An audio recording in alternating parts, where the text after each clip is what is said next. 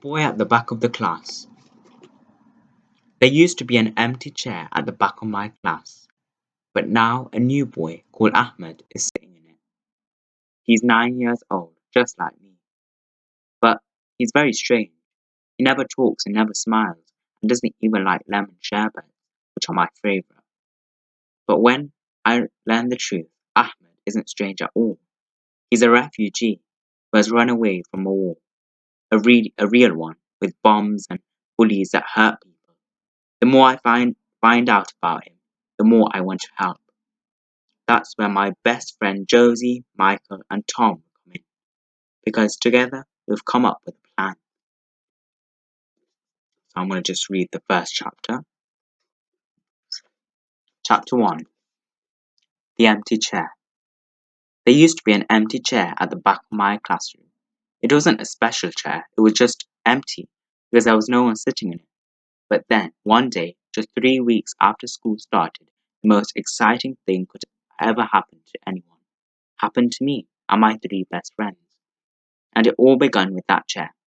Usually, the best thing about starting a brand new term is that you get extra pocket money to buy a new stationery. Every year, on the last Sunday of the summer holidays, my mom takes me on an extra special adventure to hunt down to get my stationery set for the new school year. Sometimes I get so excited that my feet feel jump inside. I don't know which shop I want to go first. There aren't many nice stationery shops where I live. There They only ever have boring dinosaur sets for boys or princess sets for girls. So Mom takes me on the bus and train into the city. There are whole streets of shops, even huge department stores that look like tall blocks of flats. Last year, I found a space theme set with pictures of astronauts floating past the moon. It was on sale too, so I bought a pencil case, the moon, a macette, rubber, and long ruler, and still had nearly a pound left over. The ruler is one of my favorite stationery pieces because the astronaut floats across it in the water with with mixed with silver stars. I played with it so much that the astronaut got stuck on one of the sides and I couldn't be bothered to move again. But it wasn't my fault.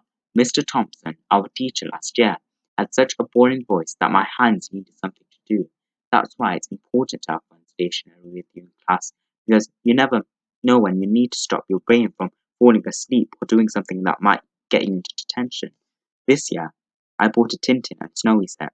I love Tintin, even though he's not a real character, but just a comic book. I want to be just like him when I grow up. I think being a reporter and getting to solve mysteries and go on an adventure must be the best job in the world. My mom and dad used to buy me a brand new Tintin comic book for my birthdays, and mom saves all the comics in her library and that are about to be thrown away because they're too old or ripped and gives them to me. So I have a whole collection of them now. I've read them all at least 50 times, but I'll have to think of another pet to travel with because I'm allergic to dogs. I don't think cats or hamsters or even trained mice could be half as useful as Tintin dogs. And even though I've thought about it for at least a year now, I still haven't come up with anything because the Tintin stationery set was a lot more expensive than the astronaut one. I wasn't on sale.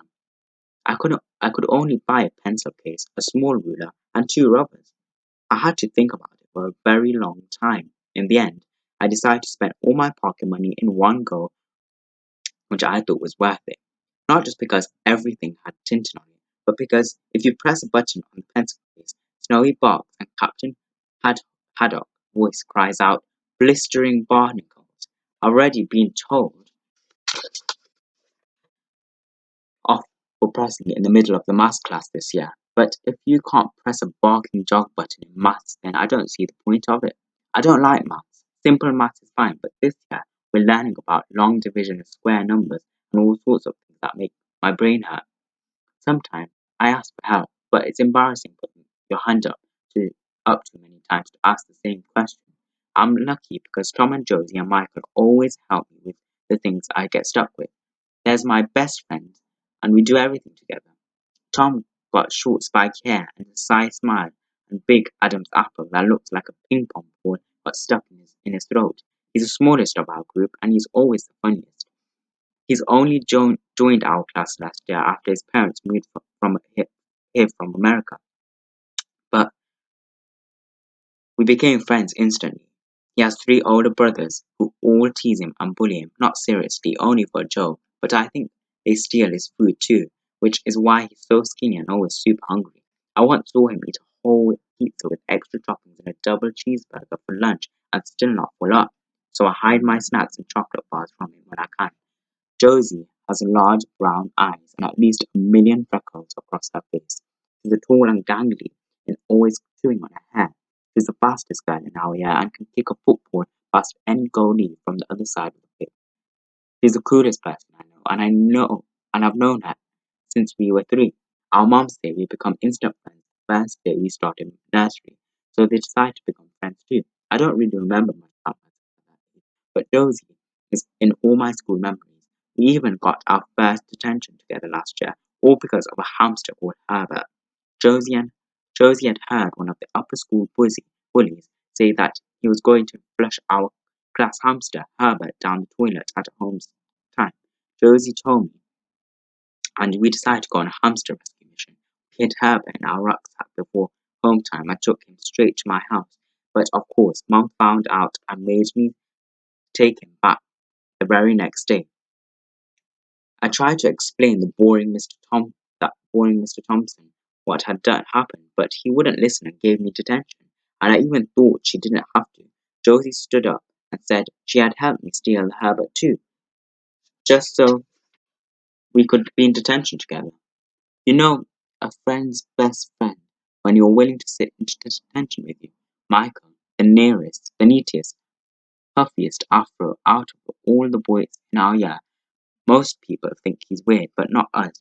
His glasses are always broken and his shoelaces are never done right.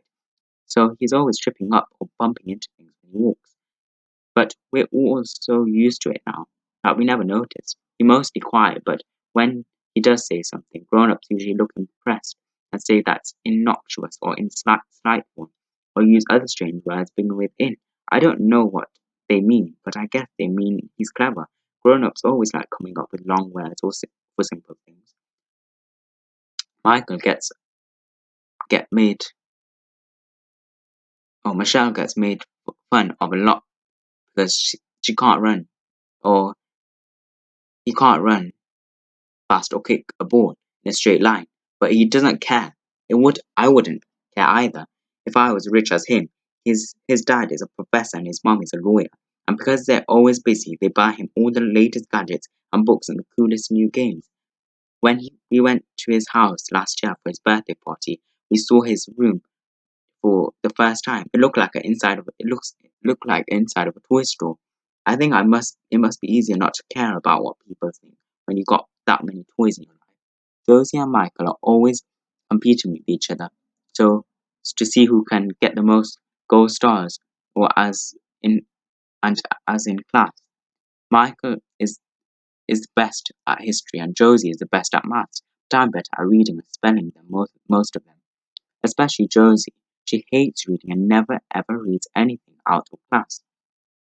She says she doesn't have an imagination, so there's no point to reading books. I find that strange because how can anyone not have an imagination? I think she must have had one when she was younger, but that it was knocked out of her when she fell off her bike last summer. Mom says people without imaginations are dead inside.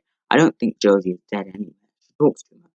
Having 3 best friends can make school seem like the best place to be, even on the most boring days. Although this year, school has become a whole lot more fun, and that's because of our new teacher, Mrs. Khan. Mrs. Khan has extra bouncy hair and always smells of strawberry jam, which is much better than smelling of old socks like Mr. Thompson used to. She knew the school had what the school had she was new and the school and extra clever, much cleverer than Mr. Thompson ever was, and she gives us prizes on Friday when we've all been good. No other teacher in our year does that. Mrs. Khan lets us do all the sort of interesting things that we had never done before. In the first week of school, she helped us make musical instruments out of things we found in the school recycling bin. And in the second week, she bought in a brand new comic book readers that wasn't even in the school library yet. Then in the third week, something happened and was surprising. That happened so surprising and made everyone so curious that even Mrs. Khan couldn't make us focus on our lesson properly. And it all began with an empty chair. It was on the third Tuesday after school had started, and Mrs. Khan was taking the register. She was just about to call my name when there was a loud knock at the door. Usually, when there's a knock on the door, it's just someone from another class bringing a note, so no one really pays any attention. But this time it was Mrs. Sanders, the head. Mrs. Sanders always wears her hair in an extra same way and peers over her glasses whenever she talks to anyone. Everyone is scared of her because when she gives detention, she doesn't just make you sit in a room. She makes you memorize long words from the dictionary. It doesn't let you leave until you've learned them all off by heart, the meaning and the spelling. I've, I've even heard of lower graders being stuck in detention for hours because they have had to learn words that were so long as this page. So when we saw that it was Mrs. Saunders at the door, we all fell silent. She looked very serious, and she walked up to Mrs. Khan, and you all wondered who was in trouble. After she had whispered and nodded for a few seconds, she suddenly turned around and, peering over her glasses at us, pointed to an empty chair at the back of the class. All of us turned around to have a look at the empty chair. This was the chair. As I said, it was a pretty ordinary chair. It was just empty because a girl called Tina left that class last year and moved to Wales. No one really missed her except for our best friend Prasara.